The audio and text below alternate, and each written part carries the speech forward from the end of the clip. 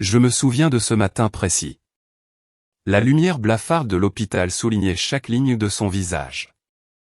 Antoine a posé le dossier sur ma table de chevet, ses yeux froids m'ont à peine effleuré. Il a prononcé le mot instabilité, comme on efface une erreur sur un tableau noir. Il a vu ma faiblesse apparente, ma fatigue après la naissance de mes triplés, et l'a jugée comme une entrave. Mais derrière mon silence, ma résignation d'un instant, il y avait une force qu'il n'avait jamais cherché à percevoir. Une force que seul mon père, Henri Dubois, connaissait vraiment. Mon cœur était brisé, oui, mais mon esprit observait, recueillant chaque détail de sa décision froide. Il ne se doutait pas que ce moment, qu'il croyait être la fin de notre histoire, n'était en réalité que le début de la sienne. Ce jour-là, Antoine a cru tout balayer. Il a simplement commencé à tout perdre. Je me souviens encore de ce matin, la lumière blafarde des néons de la chambre d'hôpital. Mon corps tout entier était une douleur sourde. Les mots des médecins, les alertes des machines, tout cela n'était qu'un bruit lointain. J'avais donné naissance à mes 3 garçons. 3 petits êtres fragiles, arrivés bien trop tôt.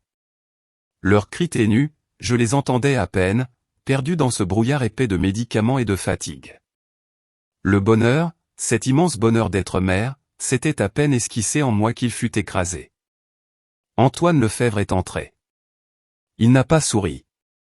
Il n'a pas demandé comment j'allais. Son regard n'a même pas effleuré l'endroit où, je le savais, mes enfants luttaient pour leur première respiration. Il était là, grand, impeccablement vêtu, comme toujours. Mon mari. Du moins, c'est ce que je croyais encore être. Il a posé un dossier épais sur la table de chevet. Le bruit sec du cuir a claqué dans l'air, plus fort que tous les bips des machines.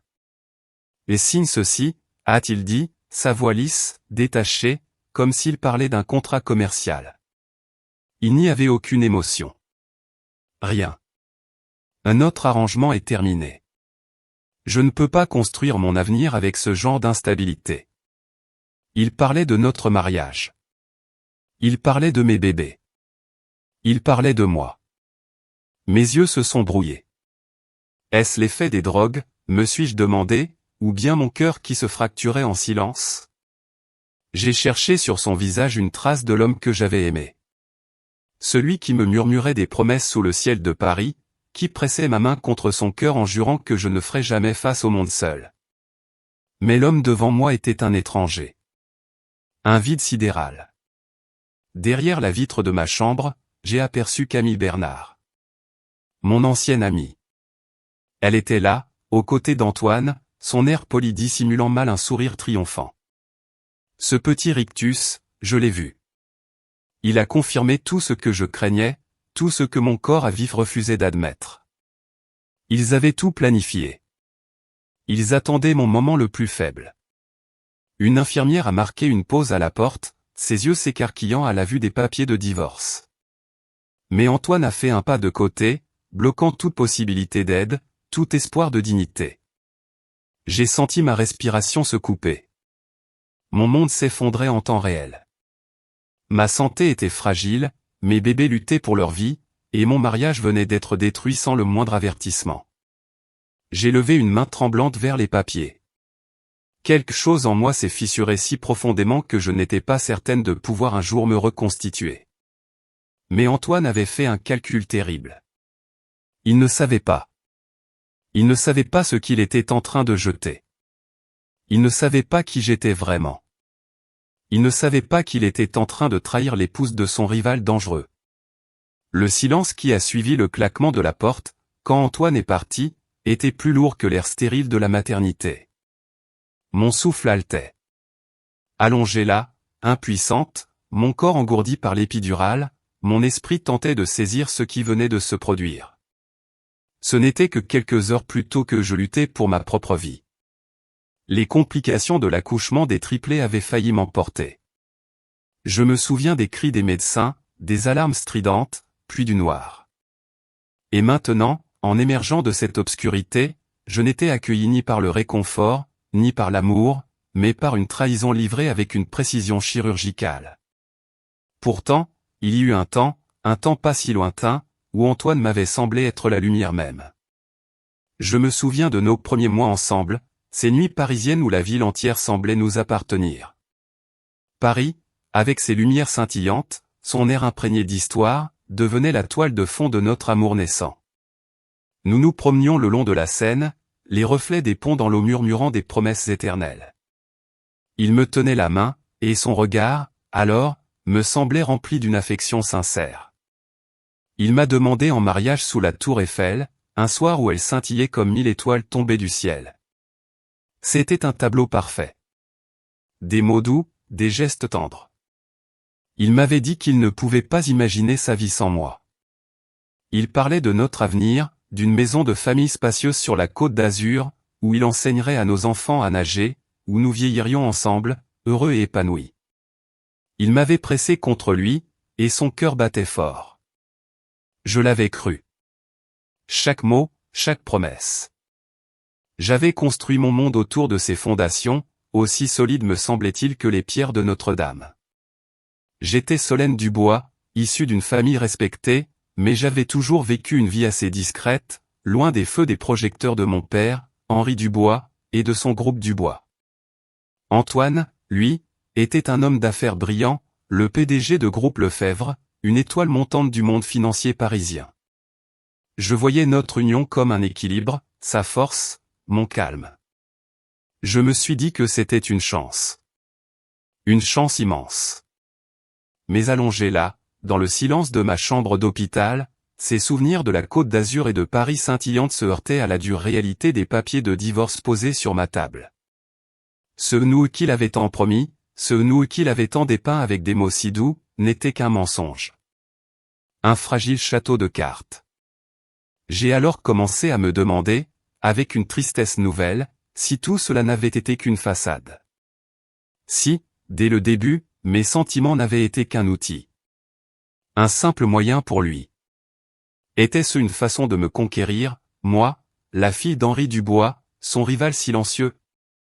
Je ne savais pas alors, mais le doute, comme une graine amère, commençait à germer dans mon esprit.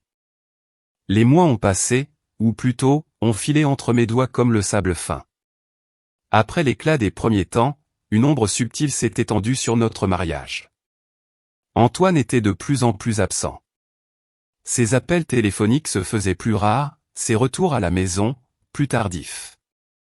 Il prétextait toujours la même chose, les exigences de son groupe Lefebvre, les réunions interminables, les chiffres à surveiller. Je l'acceptais. Je croyais en sa parole. Une épouse, se disait-on, doit soutenir son mari dans son ambition.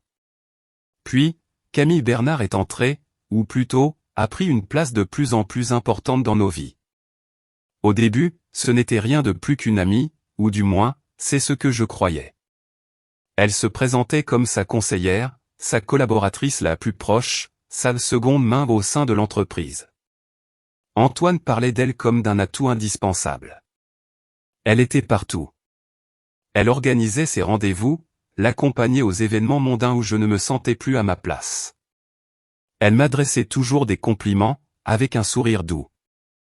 Mais sous cette douceur, je percevais une fine lame. Je me souviens d'une fois, pendant ma grossesse. J'étais fatigué, les nausées me laissaient à bout de force.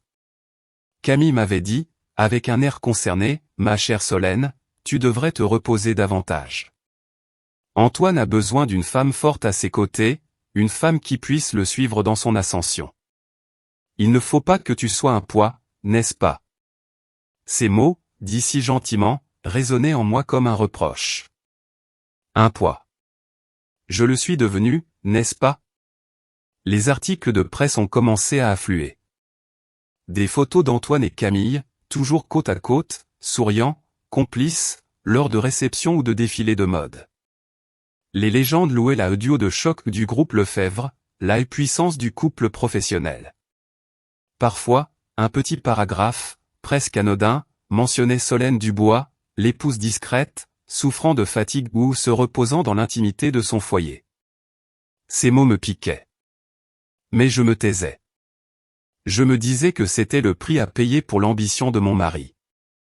Je ne voulais pas être celle qui se plaignait, celle qui créait des scènes.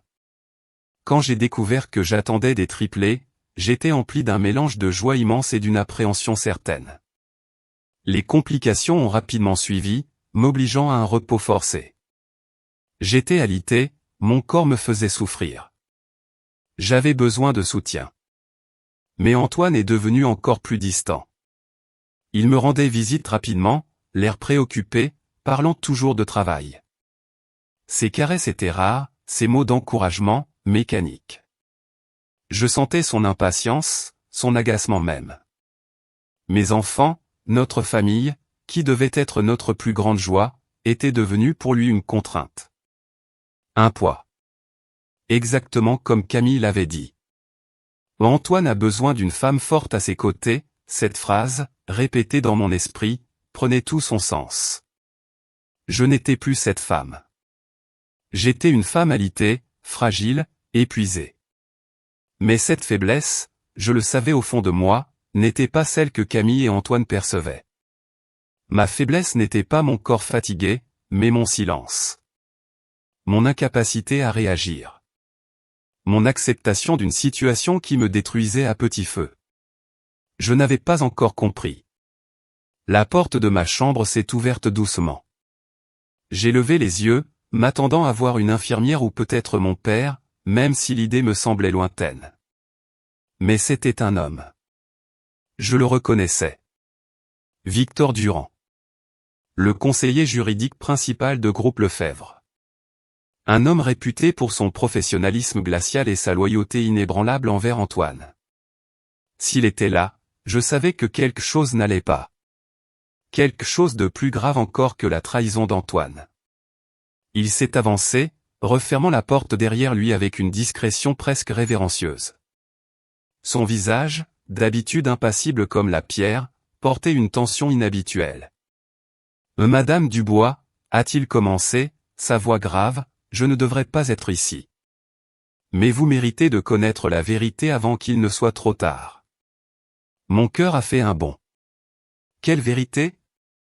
N'était-il pas déjà suffisant qu'Antoine m'ait abandonné le jour de la naissance de nos enfants ? Victor a expiré lentement, comme s'il luttait contre sa propre conscience. Antoine n'a pas pris cette décision aujourd'hui, madame. Il a planifié votre éloignement, il y a plusieurs mois. Dès qu'il a soupçonné que votre grossesse pourrait compliquer l'image de l'entreprise durant l'introduction en bourse, il a commencé à se préparer. J'ai senti mon pouls ralentir. Il avait tout planifié. Chaque détail. Victor a confirmé. Il estimait que vos problèmes de santé durant la grossesse feraient de vous une passivité. Les investisseurs veulent un PDG qui apparaît stable, contrôlé, intouché par les complications personnelles. Il a fait une pause. Antoine pense que la souffrance rend une personne faible. J'ai tressailli. Faible. Il avait toujours craint la vulnérabilité, surtout la mienne. Mais l'entendre de la bouche d'un autre rendait cette vérité encore plus acérée, plus tranchante. Victor a continué, baissant la voix. Il y a plus. Camille Bernard n'est pas seulement sa partenaire. Elle l'aide à manipuler les récits médiatiques depuis près d'un an. Chaque article flatteur sur Camille. Chaque critique subtile à votre égard. Ce n'étaient pas des coïncidences. J'ai cligné des yeux, essayant d'absorber l'ampleur de cette révélation. C'était mon amie, ai-je murmuré, ma voix brisée. Elle tenait ma main à mon mariage. Victor a dit doucement, c'est pourquoi elle lui était si utile. Les gens font confiance à ce qui vient d'un visage familier. Ma poitrine s'est serrée. La trahison d'un mari était cruelle. Celle d'une amie, elle, était fatale. Victor n'avait pas terminé. Antoine fait également face à une crise financière silencieuse, a-t-il poursuivi. Le groupe Lefebvre perd des investisseurs depuis des mois. Il vous en blâme. Il blâme la grossesse, les complications, le repos forcé. Il a dit au conseil d'administration que vous épuisiez son énergie, que vous nuisiez à sa concentration. Une vague de nausées m'a submergé. Il m'avait donc jeté pour se sauver lui-même. Il pense que c'est la seule voie à suivre, a dit Victor. Et il croit que le public se rangera de son côté si vous apparaissez émotionnellement instable après le divorce. Un frisson m'a parcouru. C'est pourquoi les journalistes devant l'hôpital me regardaient avec une curiosité si pointue.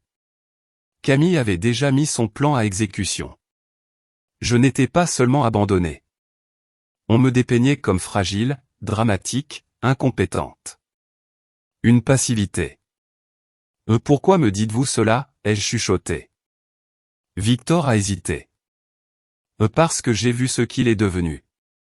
Et parce que quelqu'un d'autre, quelqu'un avec bien plus d'influence qu'Antoine, ne le laissera pas vous détruire. Son regard s'est tourné vers la fenêtre, comme s'il s'attendait à voir quelqu'un apparaître. Mon cœur a battu plus vite. Qui? Victor s'est rapproché.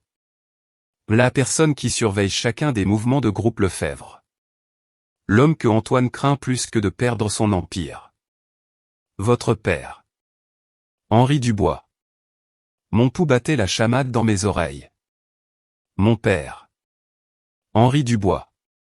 L'homme qui avait manqué ma remise de diplôme, mes expositions d'art, notre dîner de fiançailles. Presque tous les moments importants de ma vie. Comment pouvait-il soudainement se soucier de moi? Oh, mon père ne m'a pas parlé depuis des mois, ai-je chuchoté. Pourquoi s'impliquerait-il maintenant?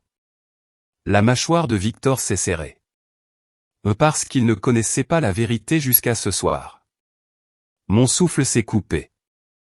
La pièce a légèrement vacillé sous le poids de l'épuisement et du choc. Après des années de distance, de silence, de formalités froides. Pourquoi Henri se soucierait-il maintenant? Victor a poursuivi, Antoine pensait qu'en gardant votre condition secrète, il empêcherait votre père d'interférer. Mais quelqu'un a fait fuiter le rapport d'admission à l'hôpital au siège de groupe Dubois. Quand votre père a eu accouchement d'urgence, triplé, état critique, il a quitté une réunion du conseil d'administration en plein milieu d'une phrase. J'ai essayé de me représenter Henri Dubois, formidable, sans émotion, toujours impeccable dans ses costumes de charbon sur mesure, sortant en trompe d'une pièce à cause de moi. Cela ne correspondait pas.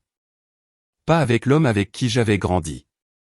Pas avec le père qui exigeait la perfection et offrait si peu de chaleur en retour. Il est en route, a ajouté Victor. Et il sera là dans l'heure. Ma poitrine s'est serrée. Je ne savais pas si je devais ressentir du soulagement ou de la crainte. J'ai toujours su que mon père avait un allié de confiance, un homme d'une intégrité rare, Raphaël Mercier. Un nom murmuré dans les couloirs du pouvoir, un homme dont l'influence suffisait à rendre les PDG nerveux et les gouvernements prudents. Raphaël. Je me souvenais de lui. Un ami lointain de la famille, qui m'avait parfois jeté des regards emplis d'une curiosité bienveillante lors de ses rares dîners d'affaires. Une chaleur subtile que je n'avais pas su décrypter alors. Il était aussi, je le savais, la seule personne en qui mon père avait une confiance absolue, au-delà de tout. Le son de talons claquant dans le couloir a interrompu mes pensées. Les pas étaient nets, confiants, pleins de détermination. Camille Bernard. Sa voix a traversé les minces murs de l'hôpital, de la soie enroulée autour de l'arrogance. Je me fiche de comment elle va, a dit Camille sèchement à quelqu'un. Antoine doit être prêt pour la presse dès le matin. Cette vague de sympathie qu'elle reçoit en ligne, elle prend fin ce soir. Ma gorge s'est serrée.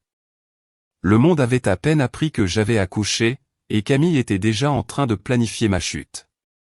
Victor a bougé, jetant un coup d'œil vers la porte. Vous devez comprendre. Antoine se prépare à vous retirer de la narration publique. Il veut la garde complète, non pas parce qu'il aime les enfants, mais parce que cela maintient son image de père célibataire dévoué, lançant une introduction en bourse historique. J'ai fermé les yeux, refoulant mes larmes. Je me souvenais des promesses qu'Antoine m'avait faites au début de notre mariage.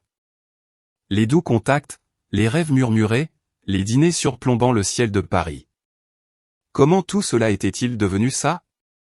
Mon père est entré alors. Henri Dubois. Une silhouette imposante aux cheveux argentés, un manteau bleu marine sur mesure et l'autorité silencieuse d'un homme habitué à remodeler des empires. Il a marqué une pause au pied de mon lit. Un instant, il m'a simplement regardé. Pas avec l'évaluation froide dont je me souvenais de mon enfance, mais avec quelque chose de plus lourd. Quelque chose d'une tristesse profonde. « Solène » a-t-il dit doucement. J'ai été aveugle. Je n'aurais pas dû te laisser seule.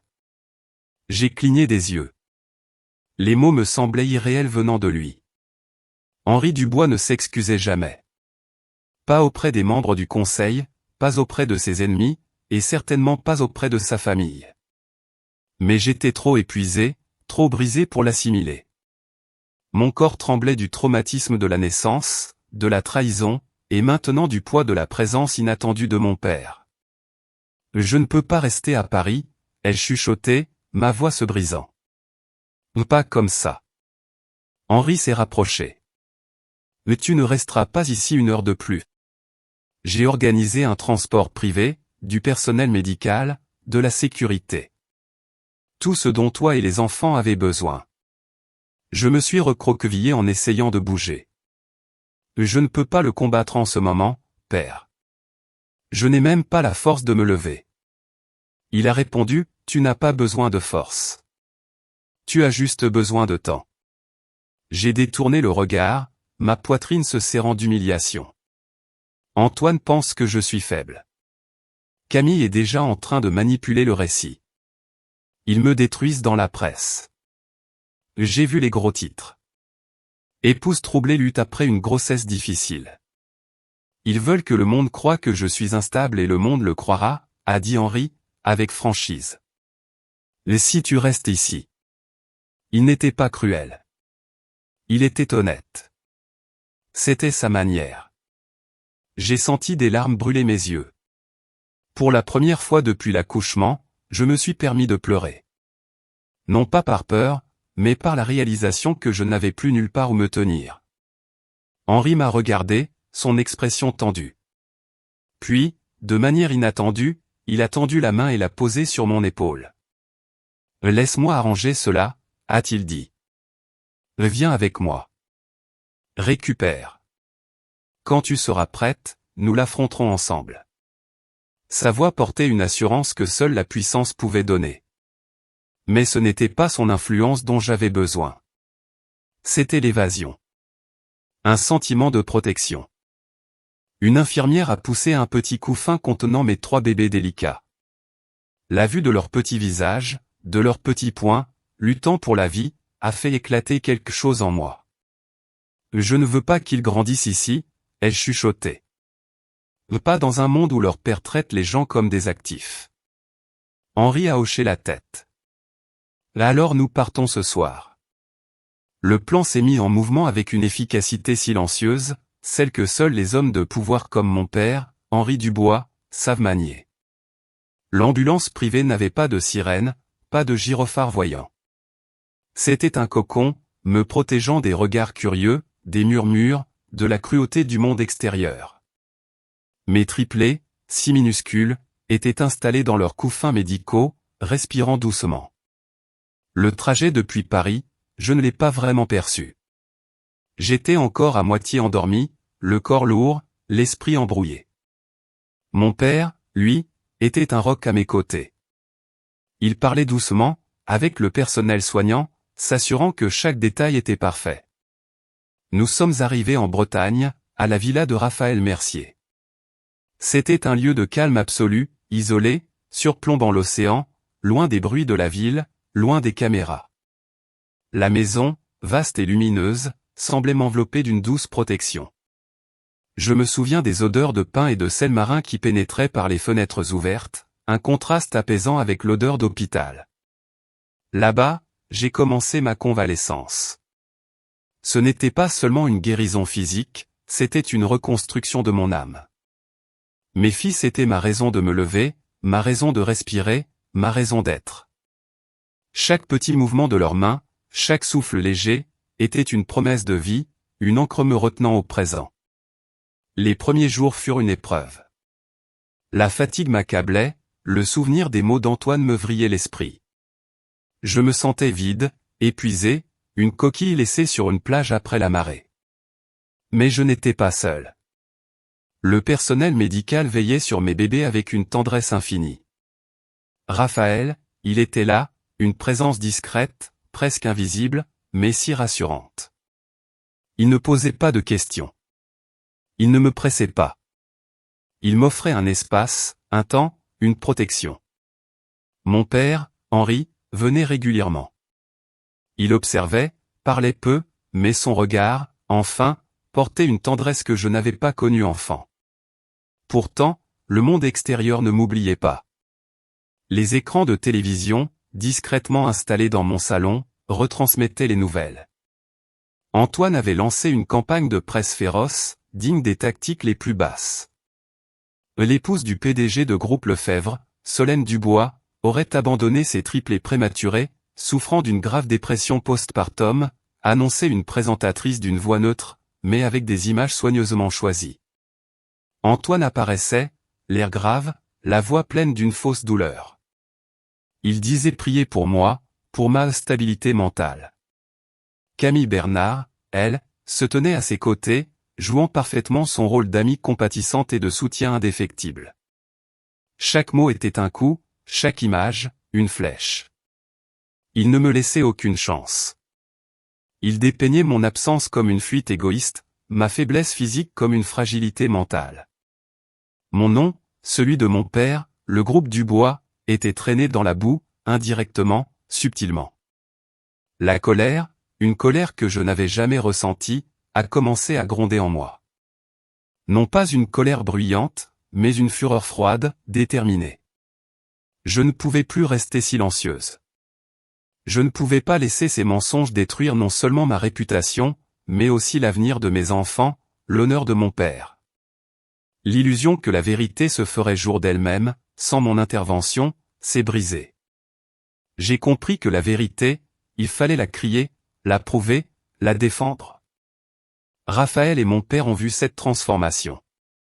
Cette étincelle nouvelle dans mes yeux.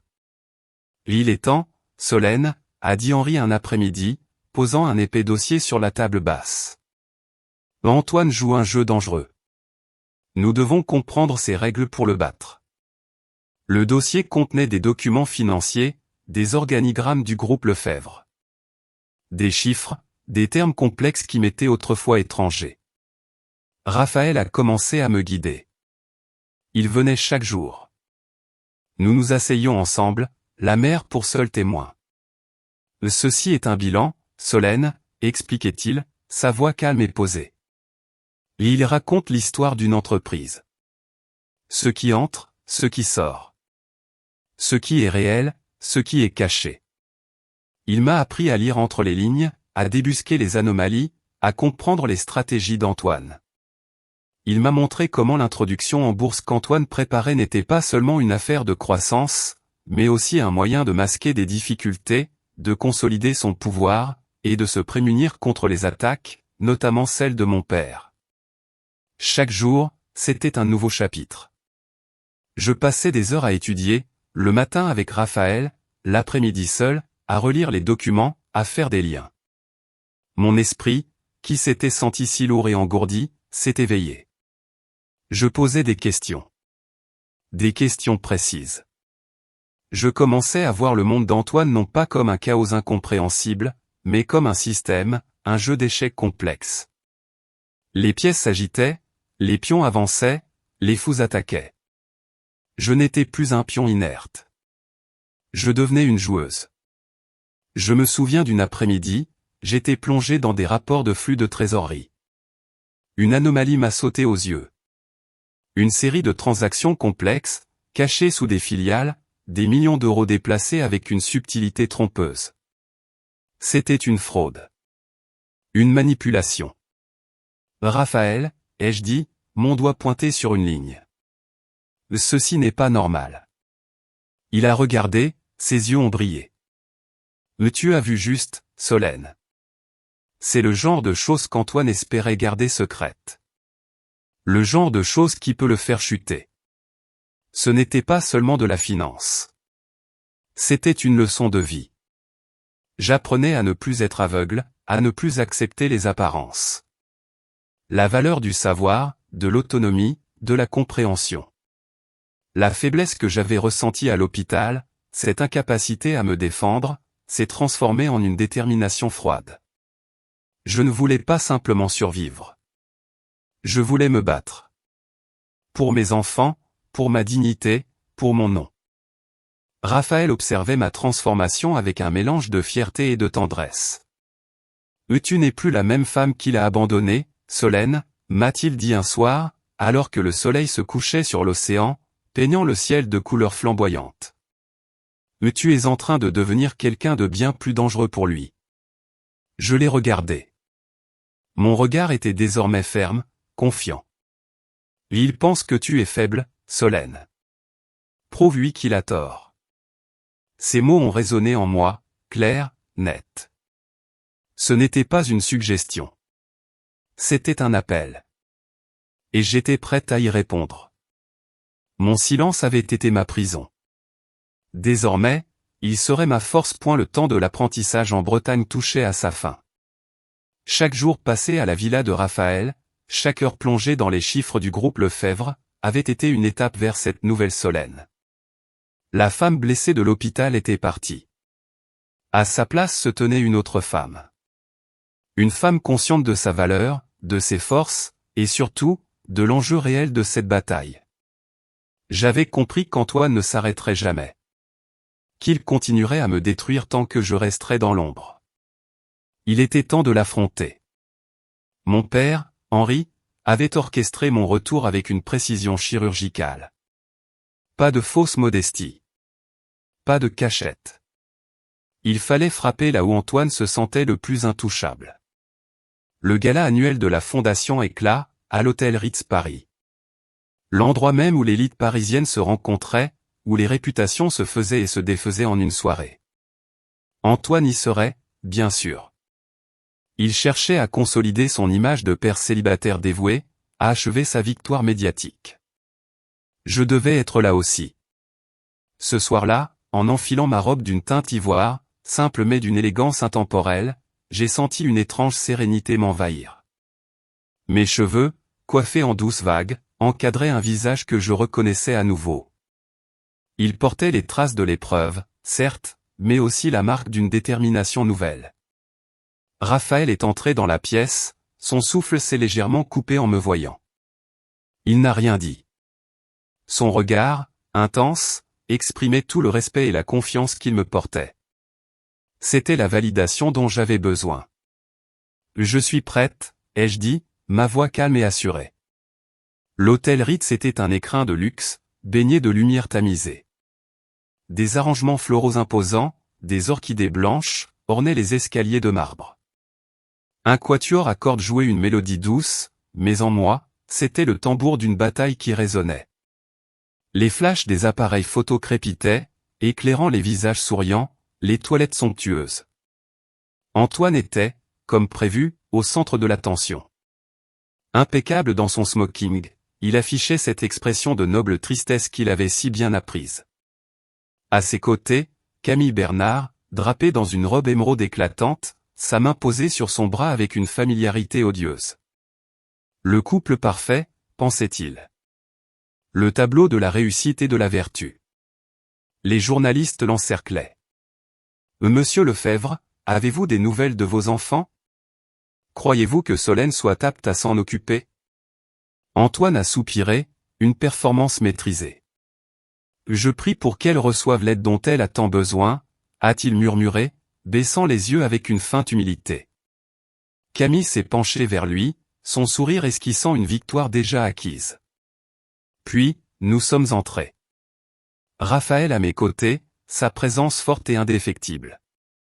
La musique a semblé s'atténuer. Les conversations se sont tues. J'ai senti les regards se tourner vers moi, d'abord avec un murmure d'incrédulité, puis avec une curiosité grandissante. Les flashs ont commencé à crépiter. Oh mon Dieu, c'est Solène Dubois. Mais elle a l'air incroyable. Il disait qu'elle était hospitalisée. Qui est cet homme avec elle ? Le visage d'Antoine s'est vidé de ses couleurs. Camille s'est raidie, sa poigne sur son bras se resserrant à en faire blanchir ses jointures. Raphaël s'est penché vers moi. « C'est toi l'histoire maintenant, Solène, pas lui. » J'ai levé le menton, ma respiration régulière. Je n'étais pas venu pour me venger bruyamment. Je n'étais pas venu pour me rabaisser à leur niveau. J'étais venu pour reprendre ce qui m'avait été volé. Mon nom. Ma dignité. La vérité. Les micros se sont tendus vers moi. Madame Dubois, où étiez-vous? Avez-vous abandonné vos enfants? Comment réagissez-vous aux allégations d'enlèvement? Mon cœur battait d'une cadence forte et régulière, mais ma voix n'a pas tremblé. Mes enfants n'ont jamais été en danger, ai-je dit calmement, clairement. Et je ne les ai jamais fuis. J'étais en convalescence, me remettant d'une urgence médicale. Toute allégation contraire n'est que mensonge. Des halètements ont parcouru la foule. Les caméras ont crépité avec frénésie. Antoine s'est précipité vers moi, son masque de tristesse se fissurant pour laisser apparaître une panique brute. Solène, que fais-tu ici? Tu n'es pas bien. Tu ne devrais pas. J'ai reculé, refusant de le laisser me toucher. La foule regardait, captivée par le spectacle imprévu. Ce dont j'ai besoin, ai-je continué, ma voix portant loin dans le silence soudain, c'est que tu arrêtes de mentir à mon sujet. Le sourire d'Antoine a complètement vacillé. Je ne dis que la vérité. Tu as disparu. Tu as abandonné nos enfants et maintenant tu es là à faire une scène. J'ai disparu, ai-je coupé, ma voix ferme, sans un cri, parce que j'ai failli mourir en donnant naissance aux enfants que tu n'as jamais pris la peine de visiter. Un murmure d'horreur a parcouru la salle. Même Camille a pâli. Tu n'es pas venu à l'hôpital. Tu n'as pas demandé si j'avais survécu. Et maintenant tu prétends être un père dévoué devant les caméras. Tu es un fraudeur, Antoine. Les chuchotements se sont transformés en clameurs. Les narines d'Antoine se sont dilatées, son visage tordu par la rage. Tu es instable. Tout le monde peut le voir. Mais j'ai fait un pas de plus vers lui, mes yeux inébranlables. Et si quelqu'un ici a l'air instable, Antoine, c'est l'homme terrifié par une femme qui refuse de se taire. La foule a éclaté, moitié halètement, moitié murmure. C'était un coup de théâtre que personne n'attendait. C'est alors que mon père, Henri Dubois, a fait son entrée. Il s'est posté à mes côtés, une figure imposante, son regard dardant Antoine. Les cadres supérieurs, les membres du conseil d'administration du groupe Lefebvre, se sont figés. Les investisseurs ont commencé à murmurer, reconnaissant le rival silencieux d'Antoine. Solène en a fini d'être la victime de tes jeux de relations publiques, Antoine, a déclaré mon père, sa voix grave et autoritaire. Et nous allons exposer chaque crime financier que tu as si soigneusement enterré. La façade d'Antoine s'est brisée. Une peur brute, réelle, a transpercé son masque. Mais avant qu'Antoine ne puisse répondre, un agent de sécurité s'est précipité vers Raphaël. Il a murmuré quelques mots à l'oreille de Raphaël. Le visage de Raphaël s'est assombri, devenant une expression de danger pur. « Solène » a-t-il dit doucement, mais sa voix portait une urgence palpable. « Nous avons un problème. » Mon cœur a bondi. « Qu'est-il arrivé ?» Sa voix est devenue plus basse, plus grave. « Quelqu'un vient de franchir la sécurité de la pouponnière où tes bébés sont censés être en sécurité. » Mon monde, qui venait à peine de se rééquilibrer, a vacillé. Mes bébés. En danger. La confrontation avec Antoine, les jeux de pouvoir, tout cela a pâli devant l'horreur de cette nouvelle. La seule chose qui comptait, c'était de les protéger. Si vous m'écoutez encore, je vous prie de bien vouloir laisser le chiffre 1 en commentaire ci-dessous, afin que je sache que des amis m'accompagnent toujours dans ce voyage. Votre présence est la plus grande motivation pour que je puisse vous raconter la dernière partie de cette histoire. Le silence étrange s'est abattu sur le gala tandis que les mots de Raphaël s'imprégnaient dans l'air. Quelqu'un avait franchi la sécurité de la pouponnière. Un instant, les lumières des lustres semblèrent scintiller, se brouillant en traînées dorées, tandis que la panique traversait mes veines. Mes bébés, mes fragiles nourrissons prématurés, laissés aux soins d'un personnel qualifié, cachés dans une aile sécurisée de la propriété de Raphaël, étaient maintenant en danger. Raphaël, que veux-tu dire par franchir la sécurité, ai-je chuchoté de toute urgence, ma voix tremblante. Avant qu'il ne puisse répondre, mon père, Henri, s'est avancé, sa voix basse et autoritaire. L'expliquer immédiatement. Si le moindre mal leur arrive. Le chef de la sécurité de Raphaël s'est approché, la tête baissée pour que les invités n'entendent pas Monsieur Mercier, notre surveillance a déclenché une alerte il y a 20 minutes. Quelqu'un a tenté de contourner le verrou biométrique. Le système a bloqué la pièce et a initié le protocole. Mais Antoine connaît cet endroit, a conclu Raphaël avec gravité. Ou quelqu'un de très proche de lui. Mes genoux ont fléchi. Je devais y aller. Maintenant. Et nous irons, mais pas encore, m'a retenu Raphaël, sa prise douce mais ferme. Et si tu sors d'ici en panique, Antoine gagne. Il le tordra comme une preuve d'instabilité. Mais mes bébés. Ils sont en sécurité, m'a assuré Raphaël, bien que la tension parcourt sa voix. Les gardes privés de ton père ont réagi immédiatement. Personne n'est entré. Ils sont en sécurité, mais cela signifie qu'Antoine escalade le conflit. L'air est devenu électrique, comme si toute la salle de bal sentait un changement. Antoine, remarquant le groupe formé autour de moi, s'est avancé avec Camille traînant derrière lui comme une ombre sombre. « Solène » a-t-il dit fort, juste assez pour que les journalistes proches entendent. « Tu as l'air angoissé. As-tu besoin d'aide » Sa fausse préoccupation a provoqué des murmures. Je me suis tourné lentement pour lui faire face. Pour la première fois, je ne me sentais pas petite devant lui. Je ne me sentais pas impuissante ni écrasée. Je ressentais quelque chose de plus profond, une colère juste, une clarté aiguisée, et la férocité d'une mère. Ce dont j'ai besoin, ai-je dit calmement, c'est que tu arrêtes de mentir à mon sujet. Les caméras ont crépité follement. La pièce s'est penchée vers nous. Le sourire d'Antoine a vacillé. Je ne dis que la vérité. Tu as disparu. Tu as abandonné nos enfants, et maintenant tu es là à faire une scène. J'ai disparu, ai-je coupé, ma voix ferme, parce que j'ai failli mourir en donnant naissance aux enfants que tu n'as jamais pris la peine de visiter. La foule a halté. Même le sourire peint de Camille a vacillé. J'ai continué, tu n'es pas venu à l'hôpital. Tu n'as pas demandé si j'avais survécu. Et maintenant, tu prétends être un père dévoué devant les caméras. Tu es un fraudeur, Antoine.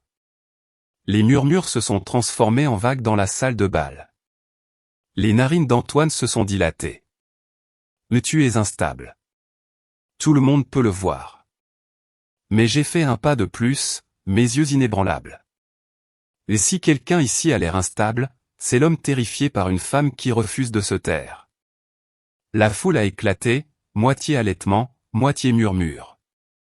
Henri s'est tenu à mes côtés. Solène en a fini d'être la victime de tes jeux de relations publiques, Antoine. Et nous allons exposer chaque crime financier que tu as enterré.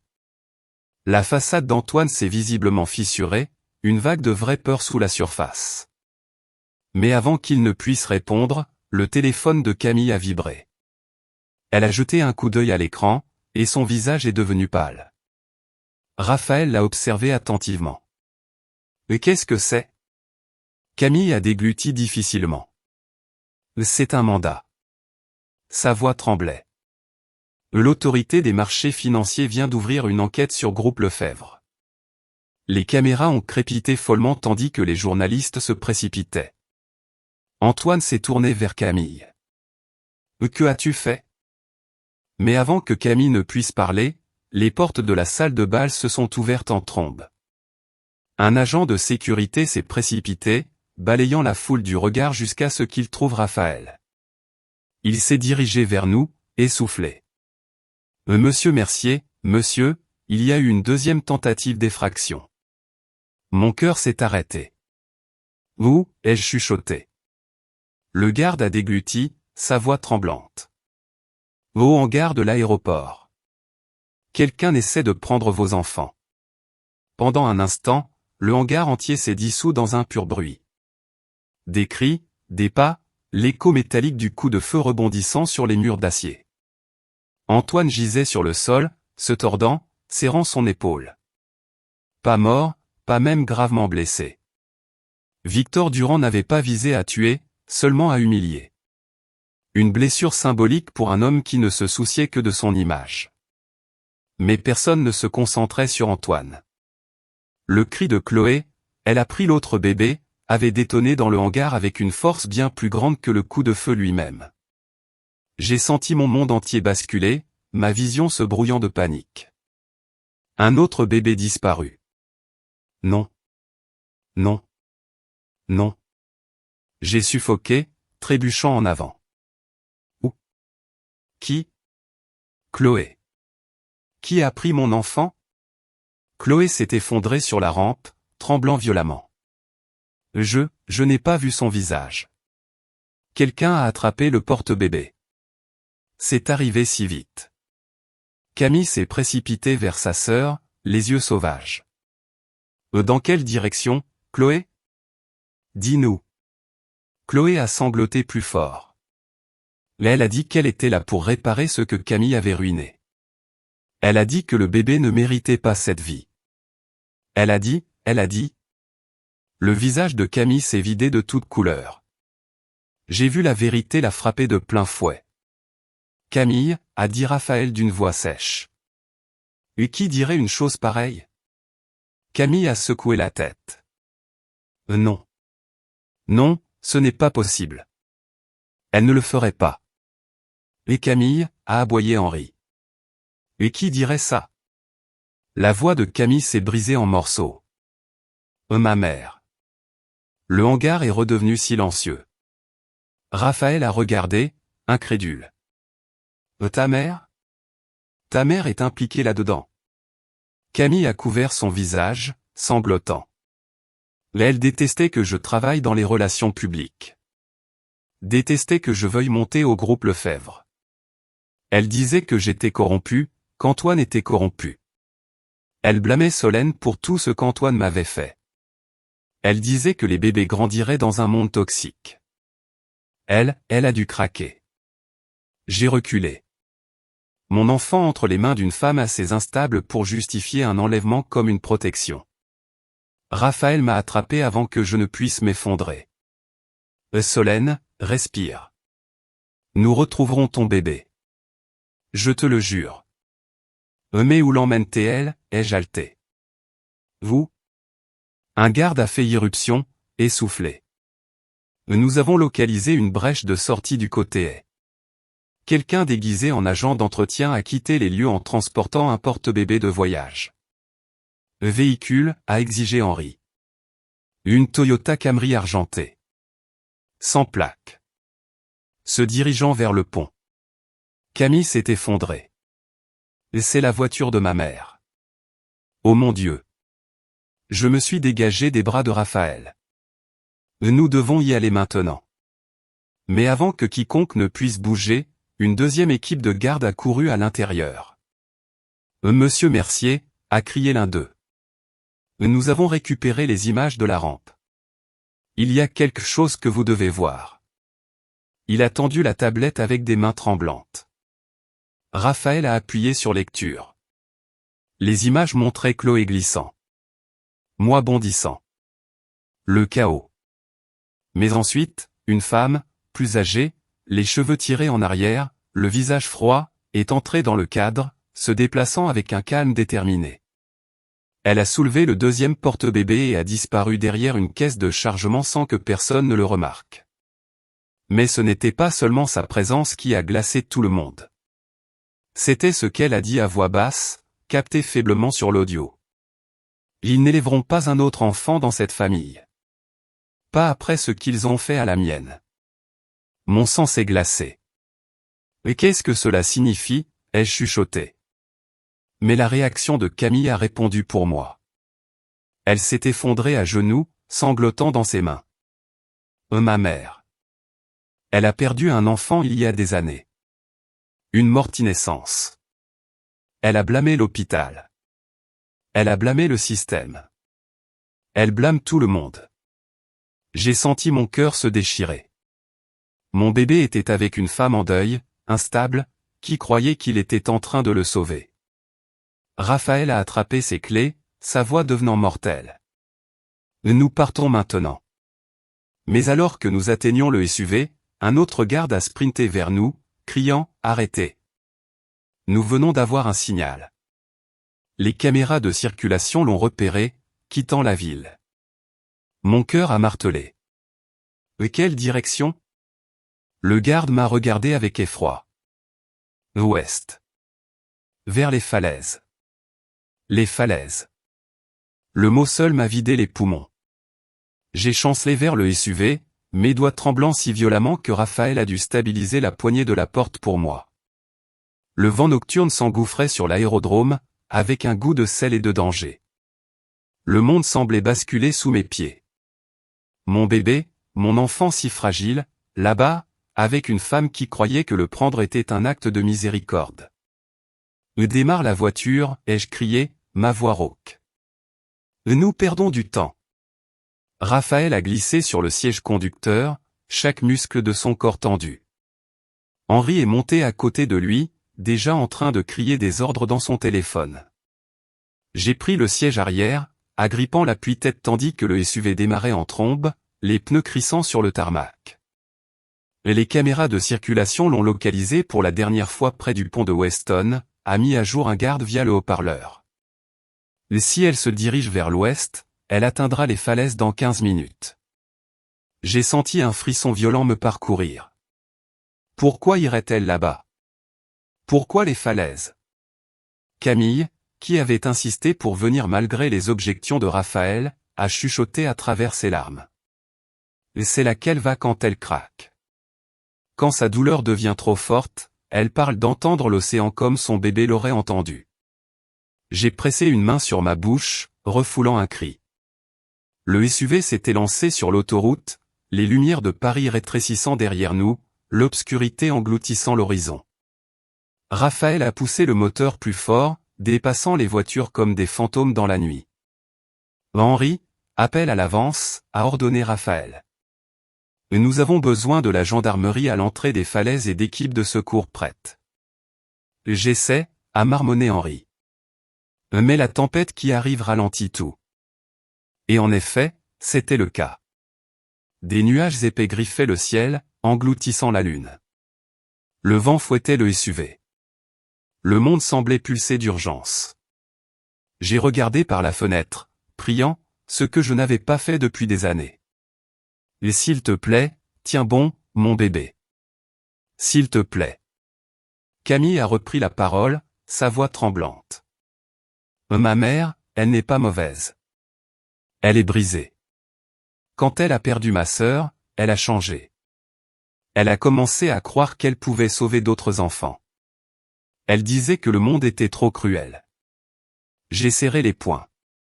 Mon fils n'a pas besoin d'être sauvé de moi. Il a besoin de sa mère. La voix de Raphaël s'est adoucie. Et il l'a.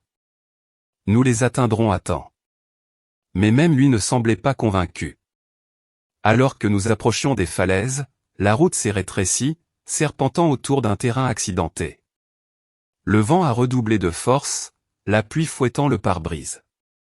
La visibilité est tombée à presque rien. Là, ai-je crié. Une Camry argentée était garée de travers au bord du belvédère, ses phares toujours allumés, perçant le brouillard. Raphaël a claqué les freins. Ma portière s'est ouverte avant que le SUV ne s'arrête complètement.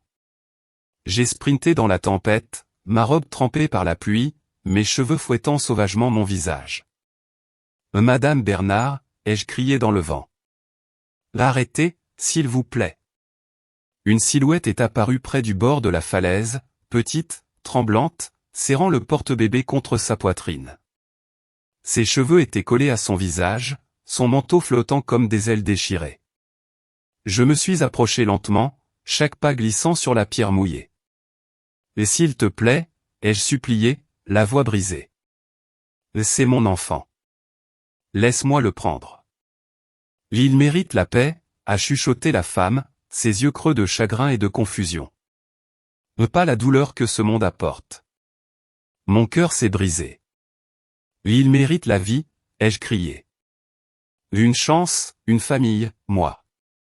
La femme a sangloté, vacillant dangereusement près du précipice. Raphaël et Henri sont restés en arrière, sachant qu'un faux mouvement pouvait tout faire basculer. Je me suis rapproché, tendant des bras tremblants. Donne-le-moi, ai-je chuchoté. Rends-le-moi, et je te promets que tu ne seras pas puni pour cela. Je sais ce que le chagrin peut faire. Je connais la rupture. Laisse-moi t'aider. La femme a hésité. Sa prise s'est relâchée d'un centimètre. Puis un éclair aveuglant a frappé à proximité, illuminant une seconde ombre se déplaçant derrière la femme. La voix de Raphaël a traversé le vent. Solène, attention. Il y a quelqu'un d'autre ici. L'éclair a de nouveau déchiré le ciel, sculptant le flanc de la falaise en forme fantomatique. Je me suis tourné vers l'ombre mouvante dont Raphaël avait parlé, mais la tempête brouillait et tordait tout. Henri, recule, a crié Raphaël, s'élançant, ses yeux scrutant l'obscurité. Mon pouls battait à mes tempes. J'ai protégé mon bébé de mes deux bras en me tournant. La pluie coulait sur mon visage. Derrière la mère de Chloé se tenait une deuxième silhouette, grande, encapuchonnée, se déplaçant avec détermination, non pas avec panique. « Et qui est là ?» a exigé Raphaël, sa voix perçant le vent. La silhouette s'est avancée dans la faible lueur des phares de la Camry. Mon souffle s'est coupé. Antoine. Les cheveux collés au front, le sang mêlé à la pluie sur son bras, la blessure de Victor encore fraîche. Ses yeux étaient sauvages, non pas de colère cette fois, mais de quelque chose de bien plus brut. Le désespoir. Donne-le-moi, a dit Antoine d'une voix rauque, avançant vers moi et la femme âgée tremblante. C'est mon fils. Je vais mettre fin à ça. J'ai reculé. Non, tu ne le toucheras pas. Antoine a secoué la tête, le souffle haletant. Mais tu ne comprends pas. Elle n'était pas censée prendre les enfants. Elle n'était pas censée faire partie de ça. Il a regardé la mère de Camille, la voix brisée. Mais tu n'étais pas censé faire de mal à qui que ce soit. La femme âgée a sangloté. Je ne lui faisais pas de mal. Je le sauvais. J'ai serré mon bébé plus fort, mon cœur martelant. Le sauver de quoi? Antoine a hésité. La pluie martelait le sol. Le tonnerre grondait au-dessus. Le sauver, de moi. Le vent a semblé mourir un instant. Raphaël s'est avancé avec prudence. Antoine, explique. Maintenant. Le visage d'Antoine s'est tordu d'un mélange d'angoisse et de fureur. L'enquête, il ne s'intéresse pas seulement à la fraude financière. Sa voix tremblait. Ils ont trouvé autre chose. Quelque chose que j'avais enterré avant l'introduction en bourse. Une erreur. Un essai médical. Henri s'est raidi. Lefebvre. Quel essai? Antoine m'a regardé droit dans les yeux. J'ai investi dans un médicament néonatal non approuvé. Il était censé renforcer les nourrissons prématurés. Nous avons effectué des tests privés. Sa gorge a travaillé. Et il avait des effets secondaires. J'ai senti le monde basculer. Quels effets secondaires? La voix d'Antoine s'est brisée. L'insuffisance respiratoire. Lésions organiques. Il n'était jamais censé être utilisé sur des humains. La foudre a de nouveau éclaté, illuminant l'horreur sur mon visage. La voix de Raphaël est devenue un grognement mortel. Tu as risqué la vie de nourrisson pour le profit? Antoine a chancelé, serrant son épaule ensanglantée. Je n'essayais pas de faire du mal aux nôtres. Je ne savais pas que Solène était enceinte quand les essais avaient lieu. Mais une fois qu'elle l'a été, j'ai paniqué. Je savais que si quelqu'un le découvrait, tout s'effondrerait. L'entreprise, ma carrière, ma vie. J'ai reculé. Tu es en train de dire que mes complications de grossesse étaient dues à ton médicament. Le silence d'Antoine a été une réponse suffisante. La tempête a rugi comme une réponse des cieux. La mère de Chloé a haleté, agrippant sa tête. Je ne savais pas. Elle m'a dit que les bébés n'étaient pas en sécurité avec vous, mais je ne savais pas que c'était à cause d'eux. Antoine l'a coupé brusquement. Donne-le-moi. Je prendrai mes responsabilités. Non, ai-je chuchoté, la voix creuse. Tu ne prends pas tes responsabilités après avoir risqué leur vie. Raphaël s'est interposé entre nous. Tu as fini ici, Lefebvre. Va-t'en. Antoine a secoué la tête violemment. Tu ne comprends pas. Si les enquêteurs obtiennent les dossiers médicaux des enfants, ils feront le lien avec le médicament. J'irai en prison. Tout mon empire brûlera. J'essaie de... Mon cri l'a coupé. Ton empire? Tu as failli tuer nos bébés. Mais alors, un cri du bord de la falaise a déchiré la tempête. La mère de Chloé a glissé. Son pied a dérapé sur la roche mouillée. Le porte-bébé a vacillé dans mes bras. Raphaël a bondi. Antoine a tendu la main désespérément. La pluie a aveuglé tout le monde. Et tandis que la falaise s'effondrait sous l'un d'eux, un seul cri a déchiré la nuit. Solène, ton autre fils. La dernière phrase de l'agent principal a transpercé l'air froid de la nuit. Mais contrairement à auparavant, je ne ressentais plus de peur. Je serrais mes deux fils contre moi, ma respiration était régulière, ma détermination inébranlable. Pour la première fois depuis l'hôpital, je savais, au plus profond de mes os, que plus rien ne m'arracherait mes enfants. Mon père s'est placé devant moi, protecteur. Un mandat pour qui? L'agent a tourné une page de son dossier. L'une des personnes liées à la tentative d'enlèvement et à la violation des dossiers médicaux. Son nom est Camille Bernard. Et Camille Bernard, a chuchoté Camille avant qu'il ne puisse finir, s'avançant avec des mains tremblantes. Son visage était pâle, épuisé, complètement brisé. C'est moi. Je le savais avant que vous ne le disiez. Je l'ai regardé en silence, le cœur lourd mais sans haine. Camille s'est tournée vers moi, les larmes coulant. Solène, je suis tellement désolé. J'ai laissé la jalousie me tordre. J'ai laissé l'ambition m'aveugler. Je n'ai jamais voulu que tes enfants soient blessés. Je n'ai jamais voulu que cette nuit arrive. J'ai resserré mes bras autour de mes bébés. Mais tu as laissé la haine ouvrir la porte.